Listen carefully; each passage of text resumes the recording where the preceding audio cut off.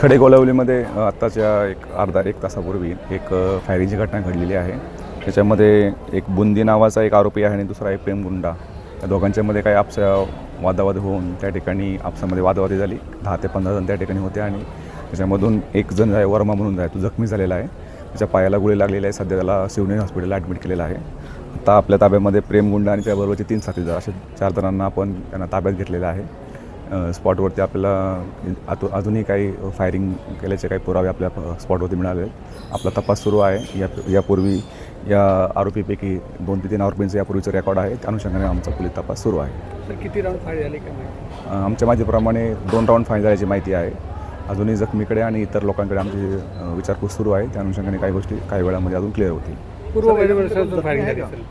याच्यामध्ये एक जण जखमी आहे. वर्मा नामाचा एक मुलगा जो आहे त्यामध्ये जखमी झालेला आहे. त्याच्या पायाला गोळी लागल्याची माहिती आहे आणि त्याला शिवनेरी हॉस्पिटल उल्हासनगरला सध्या उपचारकरता भरती केलेला आहे. फायरिंगचं कारण अजून तरी आपसामध्ये वाद असं प्राथमिकदृष्ट्या लक्षात येत आहे. तरी इतर ही माहिती जी आहे जे जखमी आहे आणि इतर काही साक्षीदार असतील त्यांच्याकडून आपल्याला समजून जाईल. ठीक आहे. सर वेपनबद्दल काय माहिती देऊ शकता का? वेपन त्याबद्दलचा आमचा तपास सुरू आहे.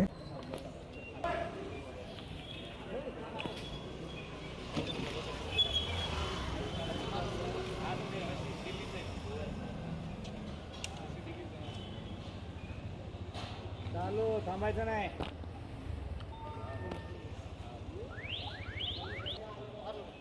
सुरू कर.